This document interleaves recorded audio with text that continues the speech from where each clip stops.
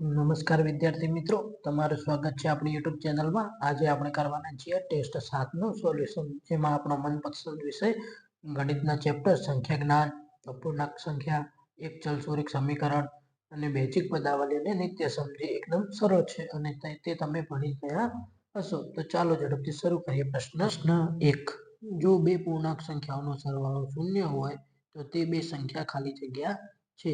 એ 5 અને -5, બી -10 અને 10, સી 74 અને -74 કે ડી આપેલ તમામ। તો વિદ્યાર્થીઓ, તમને ખબર જ હશે કે પૂર્ણાંક સંખ્યા એટલે કે ધન સંખ્યા અને 0 અને ઋણ સંખ્યા તેના સમૂહને પૂર્ણ સંખ્યા કહે છે।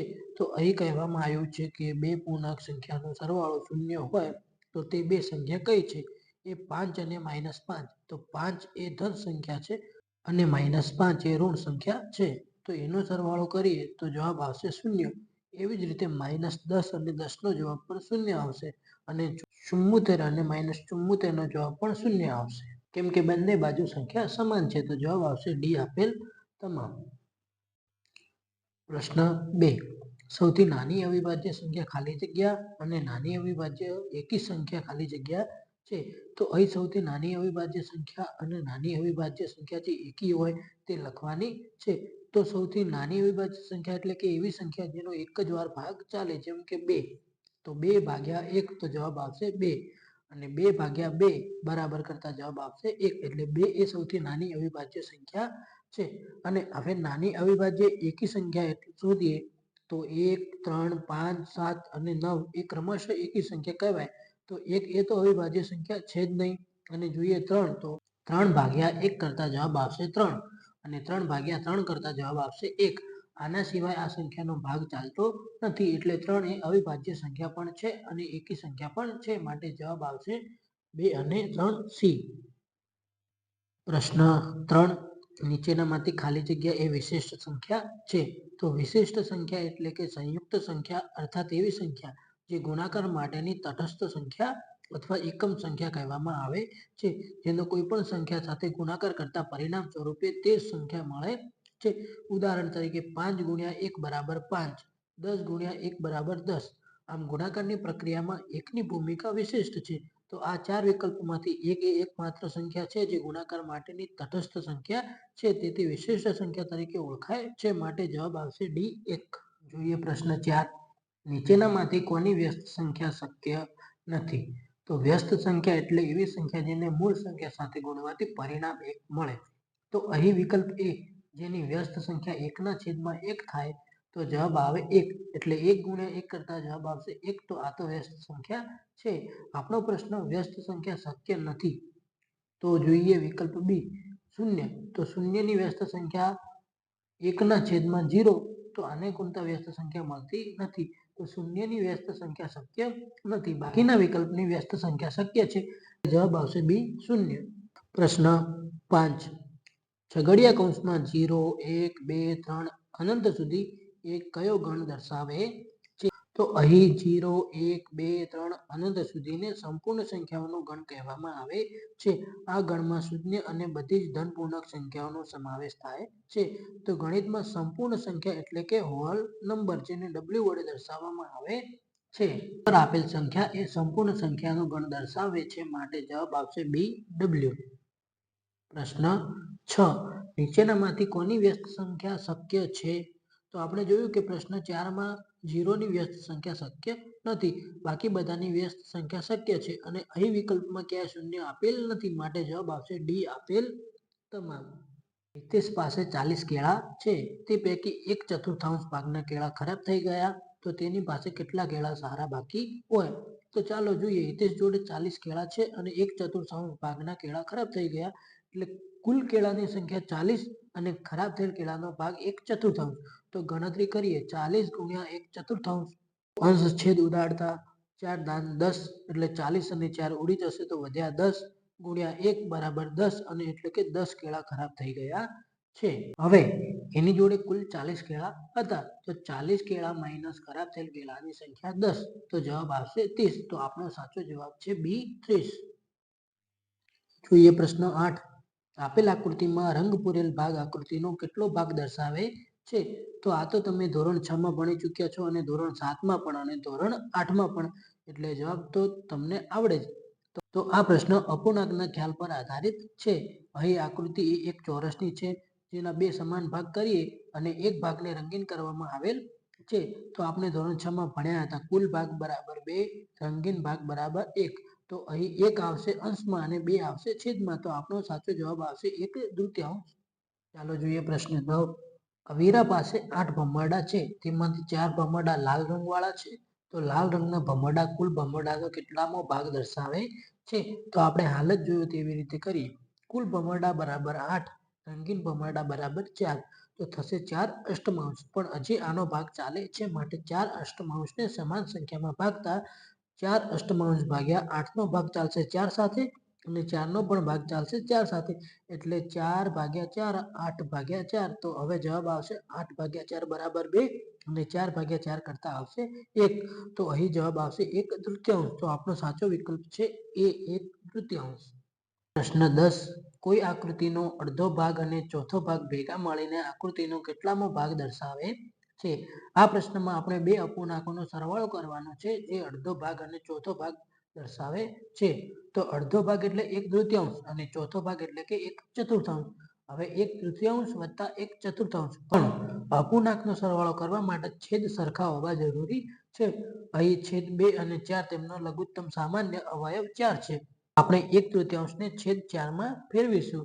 1/3 ગુણ્યા 2/2 બરાબર આવશે 2/4 અને ચોથા ભાગમાં તો 1/4 છે, એટલે છેદ સરખા થઈ ગયા. હવે બંને અપૂર્ણાંકનો સરવાળો કરીએ તો 2/4 વત્તા 1/4 બરાબર અંશનો સરવાળો 2 વત્તા 1 3 અને છેદ આવશે 4. છેદનો સરવાળો થશે નહીં, કેમ કે તે ભાગાકારમાં છે, માટે જવાબ આવશે 3/4. તો આપણો સાચો વિકલ્પ છે ડી 3/4. પ્રશ્ન 11. 1 કિલો મગનો ભાવ 60 રૂપિયા છે, તો 7.3 કિલોગ્રામ મગનો ભાવ ખાલી જગ્યા થાય. તો 1 કિલો મગનો ભાવ 60 રૂપિયા અને તેનો 7.3 કિલોગ્રામ એ મિશ્ર અપૂર્ણાંક છે. તો પહેલા આને આપણે અશુદ્ધ સ્વરૂપમાં ફેરવીએ, કેમ કે અહીં અંશ પણ છેદ કરતા મોટો છે. સૌ પ્રથમ અપૂર્ણાંકનો ભાગ 3/4 છે, તો તેને મિશ્ર અપૂર્ણાંકમાં ફેરવીએ. તો 7 પૂર્ણાંક બરાબર 3/4. તો 7 ગુણ્યા 3/4. તો અહીં 2 ગુણ્યા 7, તો 2 સિત્તા 14 અને 14 વત્તા 3 તો થશે 17 અને છેદમાં 2 આમના આમ. તો હવે 17 ના છેદમાં 2 ગુણ્યા 60 કરીએ તો અહીં ભાગ ઉડશે. 3 દુ 6 અને 2 અને 6 ઉડી જશે. તો વધ્યા 17 ગુણ્યા 30. તો જવાબ આવશે 510. આપણો સાચો વિકલ્પ છે બી 510. પ્રશ્ન 12. જયદીપની વોટર બેગમાં 6 પ્યાલા પાણી સમાય છે અને ભાવેશની વોટર બેગમાં 18 પ્યાલા પાણી સમાય છે. તો જયદીપ કરતા ભાવેશની વોટર બેગમાં ખાલી જગ્યા પાણી સમાય છે. તો આ તો વિદ્યાર્થીઓ તમને આવડે છે. જો અહીં 18/6 કરીએ તો જવાબ આવે 3. મતલબ ભાવેશની વોટર બેગમાં 3 ગણું પાણી ભરાય છે, માટે જવાબ આવશે સી 3 ગણું. પ્રશ્ન 13. સમીકરણ ઉકેલો. ટી ના છેદમાં 2 બરાબર 10. તો વિદ્યાર્થીઓ આ એક સરળ રેખિક સમીકરણ છે, જેમાં આપણે ચલ ટીની કિંમત દર્શાવવાની છે. આપણે ટીને અલગ કરવા માટે સમીકરણને બંને બાજુએ 2 વડે ગુણવા પડશે. તો ટીના છેદમાં 2 ગુણ્યા 10 બરાબર 10 દુ 20. તો ટી બરાબર 20. અહીં આપણો જવાબ આવશે વિકલ્પ બી 20. પ્રશ્ન 14. શુભમની હાલની ઉંમર x વર્ષ હોય તો 6 વર્ષ પહેલા તેની ઉંમર કેટલી હતી? તો અહીં શુભમની હાલની ઉંમર બરાબર x આપેલ છે અને પૂછેલ સમયગાળો બરાબર 6 આપેલ છે. જ્યારે આપણે ભૂતકાળની ઉંમર શોધવાની હોય તો આપણે હાલની ઉંમરથી વીતી ગયેલ સમયગાળો બાદ કરીએ. માટે હાલની ઉંમર બરાબર x માઇનસ વીતી ગયેલ સમયગાળો બરાબર 6. એટલે કે x માઇનસ 6 એ 6 વર્ષ પહેલા શુભમની ઉંમર થાય. તો સાચો વિકલ્પ છે સી x માઇનસ 6. જોઈએ પ્રશ્ન 15. x ના છેદમાં 5 વત્તા 1 બરાબર 1/3. તો x બરાબર ખાલી જગ્યા.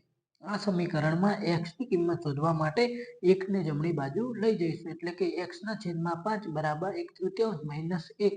હવે જમણી બાજુ લસા લઈને બાદબાકી કરશું. તો x ના છેદમાં 5 બરાબર 1 માઇનસ 3/3 બરાબર આવશે x ના છેદમાં 5 બરાબર -2/3.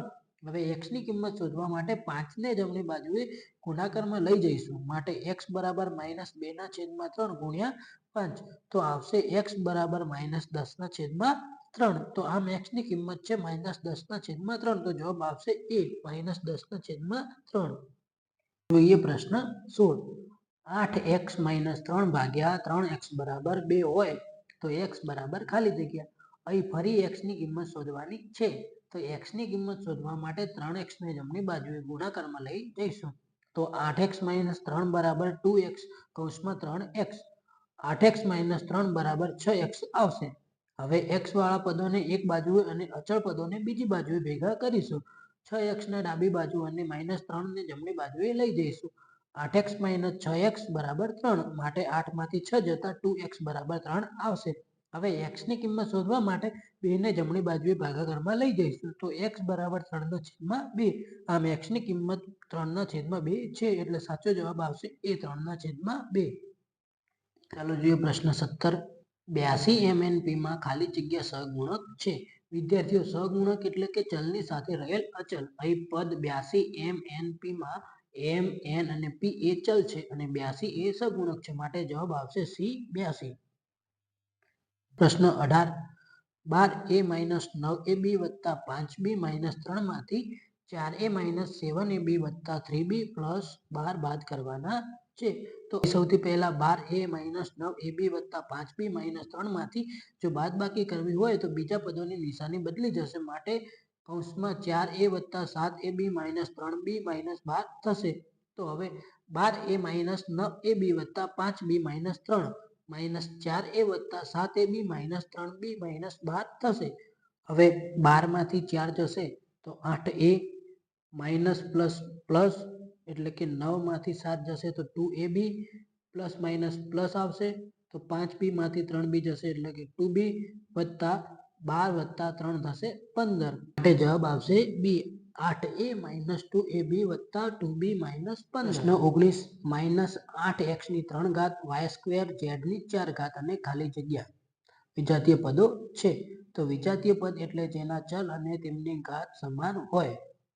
માટે અહીં -8x ની 4 ઘાત y² અને z ની 3 ઘાત એ ઉપરના પદથી જુદા પડે. એટલે જવાબ આવશે એ -8x ની 4 ઘાત y² અને z ની 3 ઘાત.